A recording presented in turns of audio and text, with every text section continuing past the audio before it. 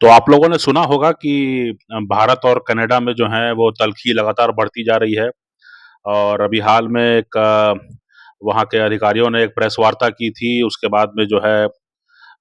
पड़ोस के देश अमेरिका में एक बहुत चर्चित अखबार है वॉशिंगटन पोस्ट, उसमें उन्होंने कुछ खबर लीक कर दी जिसमें भारत के एक मंत्री का भी नाम आया था। जो कनाडा में जो हत्या के अपराध का एक मामला चल रहा है, उसको जो है पूरी तरह से जो है कनाडा एक प्रोपेगेंडा के रूप में जो है उसने छेड़ दिया है भारत और भारत सरकार के खिलाफ। और अ, तो उसको जो भी समझ में आ रहा है वो कह रहा है, और कनाडा जो भी कह रहा है वो पश्चिमी गोलार्ध में यानी पश्चिमी दुनिया में वही जो है छप रहा है। तो ये कहीं न कहीं एक एक तरह का जो है आपस में एक गैंग बनाने की बात है कि जो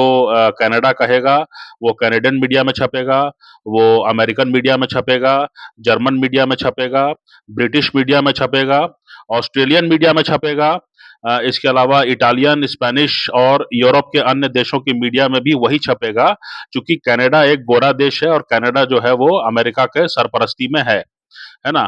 तो न्यूज़ीलैंड में भी वही छपेगा, है ना? तो इस तरह से जो है माने आप ये समझिए कि अमेरिका ने इस तरह का गैंग बनाया हुआ है, अमेरिका ने इस तरह का गैंग बनाया हुआ है, और हर देश के मीडिया में जो है उसने हर देश में जो है ऐसे कुछ मीडिया संस्थानों को उसने तैयार किया हुआ है, जो कि उसके इशारे पर जो है खबरें छापते हैं। उन खबरों में कोई सत्यता हो ना हो, उनकी प्रामाणिकता हो ना हो, उन खबरों में कोई दम हो ना हो, है ना? लेकिन वो खबरें जो है वो चलती हैं, वो खबरें जो है वो छपती हैं, उनके बारे में बात होती है, उनके बारे में चर्चा होती है, उनके बारे में जो है न्यूज़ बुलेटिन्स पे चर्चा होती है, उनके बारे में जो है सोशल मीडिया में ट्रेंड चलाए जाते हैं, सोशल मीडिया में जो है बातें होती हैं उसके बारे में, और इससे ये समझ में आता है कि कहीं न कहीं जो है नैरेटिव बिल्डिंग जो बोलते हैं, यानी कि जनमत तैयार करना जो है, जनमत तैयार करने के लिए क्या करने की ज़रूरत है, वो अमेरिका के पास जो प्रतिष्ठान है, अमेरिका के पास जो संसाधन है, उसमें जो है अमेरिका ने काफ़ी महारत हासिल कर रखी है। तो सद्दाम हुसैन से लेकर के और जो है रूस के व्लादिमीर पुतिन से लेकर के, और भारत में जो है असहिष्णुता बढ़ रही है और भारत की डेमोक्रेसी जो है वो खत्म हो गई है, खराब हो गई है। इन सब मुद्दों पर जो है बिना किसी आधार के जो है वो बात चला सकता है, उसके बारे में डिबेट शुरू कर सकता है,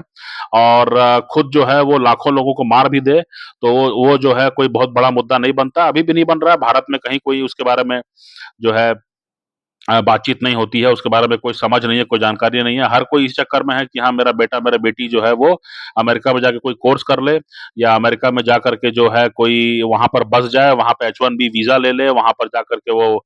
बस जाए, और किसी भी सरकार ने जो है 2014 के पहले तो सवाल ही नहीं था, लेकिन 2014 के बाद में भी जो है सरकारों ने कोई खास प्रयास नहीं किया इस दिशा में कि पश्चिमी मीडिया के मुकाबले में जो है भारत का भी एक बड़ा मीडिया हो, जो कि ग्लोबल अफेयर्स में जो है जो कि दुनिया के मामले में जो है जानकारी इकट्ठा करके जो है वो अपना एक नैरेटिव बनाए, जो कि दक्षिण एशिया में और भारत में चले। इसके अलावा जो है रूस में और चीन में और ईरान में इस तरह से जो है एक नैरेटिव बनाने की क्षमता जो है वो भारत के उसमें नहीं है। मैंने पहले भी इन मुद्दों पर उठाया है, काफ़ी सवाल उठाए हैं, और मैंने पहले भी पूछा है कि क्या भारत में जो है नैरेटिव खड़ा करने के लिए जो है कोई इंटरनेशनल लेवल का कोई मीडिया संस्थान है, या कोई ऐसा एक ग्रुप है जो कि अंतर्राष्ट्रीय स्तर पर जो है कोई कहानी, कोई नैरेटिव गढ़ सके।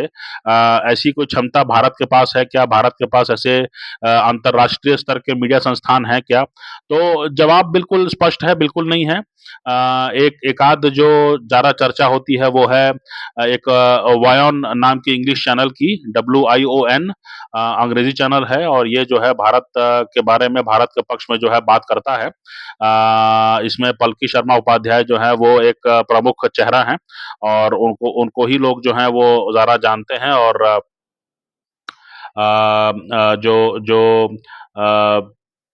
मतलब ये जो है एक संस्थान है जो थोड़ा-सा नैरेटिव कहीं बिल्ड कर पाता है, लेकिन जो एक प्रॉपर जो इन्वेस्टिगेशन होता है किसी भी समाज के मन भीतर की समझ जो होती है, मान लीजिए कि कनाडा के समाज के भीतर जो है और कनाडा क्या उत्पादन करता है, कहाँ पर एक्सपोर्ट करता है, क्या इम्पोर्ट करता है भारत से,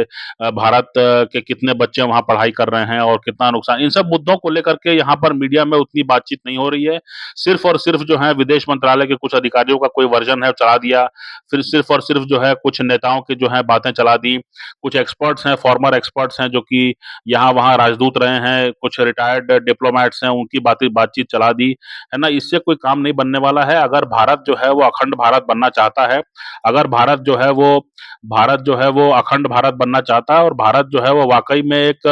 एक बड़ा एक सभ्यता अपनी अपनी सभ्यता जो है उसको क्लेम करना चाहता है, उसको उसको जो है पुनर्स्थापित करना चाहता है, तो कहीं न कहीं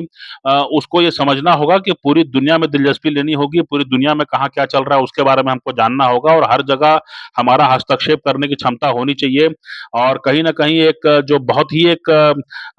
एक संकीर्ण सोच के साथ जो नीति बनाने की बात है कि जो है रक्षा क्षेत्र में काफ़ी काम हो रहा है, लेकिन कांग्रेस के मुकाबले काफ़ी काम हो रहा है, लेकिन आज के दिन में भी जो है मैंने पहले भी इस मुद्दे पर उठाया है बात कि जो है रूस से जो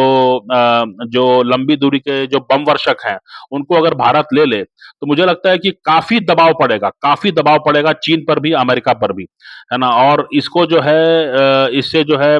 भारत और रूस आपस में जो है एक बड़े क्षेत्र में जो है हावी हो पाएँगे और बड़े क्षेत्र में वो हस्तक्षेप करने की क्षमता होगी उनकी कि कहीं पर भी वो अगर वो चाहेंगे तो किसी युद्ध को होने देंगे, अगर चाहेंगे तो युद्ध को नहीं होने देंगे, इसकी क्षमता उनको मिल जाएगी। तो ये मतलब इस तरह के जो हैं कुछ कठोर निर्णय लेने होंगे। हमारे कई जो रणनीतिक जानकार हैं, उन्होंने भी इस मुद्दे को उठाया कि भारत क्यों नहीं एक बहुत ही